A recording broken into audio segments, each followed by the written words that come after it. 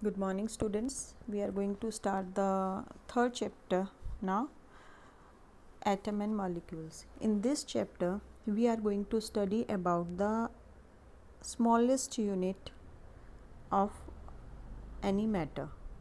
कोई भी चीज़ जो स्मॉलेस्ट यूनिट जिससे वो चीज़ें बनी हुई हैं, नॉर्मली हम अगर लिविंग वर्ल्ड की बात करते हैं तो हमने पढ़ा था कि उसमें हम सेल्स बोलते हैं कि लिविंग ऑर्गेनिज्म सेल्स से बने हुए हैं, प्लांट सेल और एनिमल सेल से। लेकिन जो नॉन लिविंग चीज़ें हैं, हमारे आसपास इतने सारे मेटल्स हैं, इतनी सारी चीज़ें हैं, तो उसमें बहुत सारी नॉन लिविंग चीज़ें हैं और उनकी जो स्मॉलेस्ट यूनिट है उसे हम बोलते हैं एटम्स। ठीक है, तो जो चीज़ें हमें नज़र नहीं आती, मतलब एटम्स हमें नज़र नहीं आते हैं, और ये जो अनसीन पार्ट है, अननोन पार्ट है, इसके बारे में बहुत सर्च किया गया, बहुत रिसर्चेस हुई हैं, बहुत चीज़ें फाइंड आउट की गई हैं। तो जो ये डिविजिबिलिटी ऑफ मैटर का आइडिया था वो इंडिया में ही अराउज हुआ था। ठीक है, N Indian philosopher Maharshi Kanada postulate that if we go on dividing matter, किसी भी चीज़ को अगर हम डिवाइड करते जाएं तो जो स्मॉलेस्ट पार्टिकल बचेगा, उस पार्टिकल को जो स्मॉलेस्ट यूनिट जो बचेगी एट द एंड, जिसको फर्दर हम डिवाइड नहीं कर सकते, उसे हम परमाणु बोलते हैं। ये परमाणु वर्ड जो दिया गया था वो इंडियन ओरिजिन का वर्ड है, और इसी को आगे बढ़ाया था इंडियन फिलोसोफर जो थे,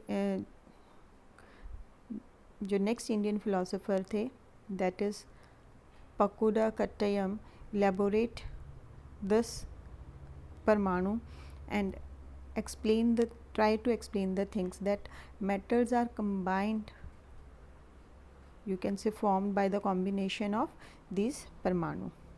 ठीक है, after some time different scientists and philosophers have changed the ideas, just name the things as atoms. जो इंडिविजिबल पार्टिकल जिसको परमाणु कहा गया था, इसको एटम का नाम दिया गया। ये ग्रीक फिलोसफर्स ने ये हमें बताया था। तो these two Greek scientists name it atom. Now परमाणु and atom, these are the smallest unit of any matter. Now we are going to study about the laws on which these atoms combine together to form different substances, different chemicals, different objects or matter around us. हमारे आसपास बहुत सारे elements हैं, compounds हैं, और इन सब elements और compounds को बनाने में ये जो छोटी यूनिट्स हैं ये हेल्प करती हैं, और इन्हें एक्सप्लेन करते हैं दो लॉज, जिन्हें हम बोलते हैं laws of chemical combination. This two laws explain about the formation of elements, compounds and और you can say molecules of different compounds. तो ये सब हमें हेल्प करते हैं. फर्स्ट लॉ जो हमें स्टडी करना है, that is law of conservation of mass. Law of conservation of mass states that mass can neither be created nor be destroyed in a chemical reaction. कि जो मास हमने लिया है एक दो ऑब्जेक्ट्स को लेकर, जब हम कोई नई ऑब्जेक्ट बना रहे हैं तो इसमें क्या कर रहे हैं, हम दो चीज़ों को ऐड करें एक नई चीज़ बनेगी, या एक बड़े मॉलिक्यूल को ब्रेक करके हम दो नई चीज़ें बना रहे हैं, तो जो टोटल मास होगा of reactant and product will remain same. Before reaction जो मास हमने लिया है और आफ्टर रिएक्शन उस पूरे सिस्टम का जो मास होगा वो सेम होगा, और इसको हम बोलते हैं law of conservation of mass. Mass can neither be created nor be destroyed in a chemical reaction. सिर्फ हम एक केमिकल को दूसरे केमिकल में कन्वर्ट कर लेते हैं, लेकिन हम मास को डिस्ट्रॉय या क्रिएट नहीं कर सकते. ठीक है, this is first law of chemical combination. जिसे कि लॉ ऑफ कंजर्वेशन ऑफ मास बोलते हैं। Second law, that is law of constant proportion. Now this law states that in a compound, जब भी केमिकल रिएक्शन होती है तो न्यू कंपाउंड्स की फॉर्मेशन होती है, ठीक है, रिएक्टेंट से प्रोडक्ट की फॉर्मेशन होती है। तो किसी भी कंपाउंड की फॉर्मेशन में जो मॉलिक्यूल्स हम यूज़ कर रहे हैं उनकी जो रेशियो होगी वो हमेशा फिक्स होगी, डेफिनेट प्रोपोर्शन में होंगे।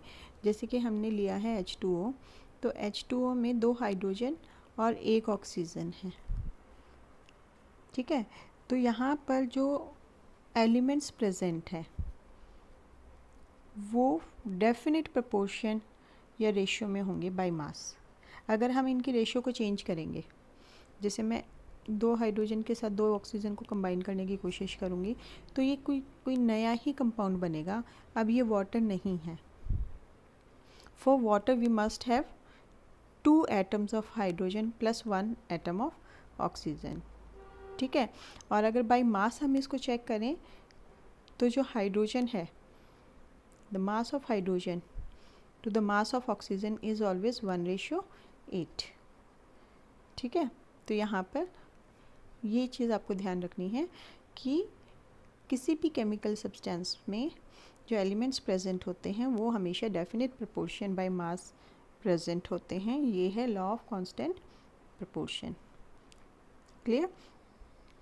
अब इसी चीज़ को एक्सप्लेन आगे किया है, जो साइंटिस्ट ने आगे एक प्रॉब्लम फेस की, उसको उसको सॉल्व करने के लिए जो डाल्टन थे उन्होंने एक थ्योरी दी about the matter and atoms, जिसे हम बोलते हैं Dalton's atomic theory. According to Dalton atomic theory, जो भी एलिमेंट्स हैं या कंपाउंड्स हैं या मिक्सचर हैं वो स्मॉल पार्टिकल्स के बने होते हैं जिनको कि हम एटम्स बोलते हैं। And the postulate of this theories are given here. तो यहाँ पे आप लॉ ऑफ कांस्टेंट प्रोपोर्शन के बाद आप डाल्टन्स एटॉमिक थ्योरी के बारे में पढ़ेंगे, ठीक है। तो जॉन डाल्टन के बारे में आपको यहाँ पर दिया गया है, आप थोड़ा सा इसको रीड कर लीजिए कि ये एज अ टीचर इन्होंने अपना करियर स्टार्ट किया था, बट बहुत सारी चीज़ें इन्होंने एक्सप्लेन की हैं। उनमें से एक है atomic theory, that is Dalton's atomic theory. तो इस थ्योरी में क्या दिया गया है, all matters are made up of very tiny particles called atom. और ये जो एटम होता है ये इनडिविजिबल होता है, ठीक है। हम ना इसको क्रिएट कर सकते हैं ना डिस्ट्रॉय कर सकते हैं। किसी भी केमिकल रिएक्शन में atoms are indivisible particles which can not be created और destroyed. Atom of a given element are identical in mass and chemical properties.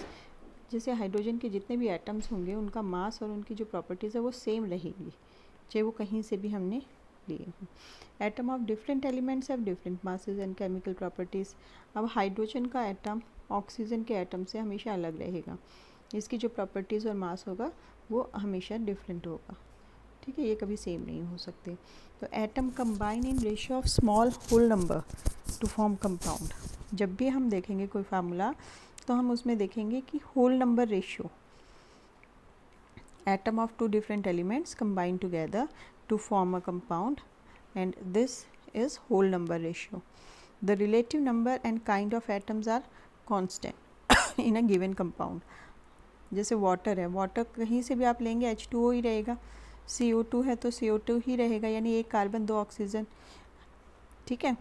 तो जो रेशियो होगी एटम्स की वो हमेशा फिक्स होगी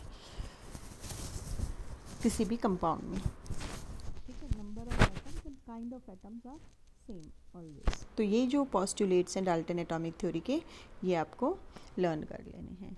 तो आज हमने 3 चीज़ें की हैं। एक तो हमने किया है law of conservation of mass, law of constant proportion. इन दोनों लॉज को हम कंबाइन करें तो हम कहते हैं लॉ ऑफ केमिकल कॉम्बिनेशन, ठीक है। उसके बाद हमने किया है डाल्टन एटॉमिक थ्योरी। तो आप ये तीनों पॉइंट्स को अच्छे से क्लियर कर लीजिए। You have to write this 3 points in your copy also.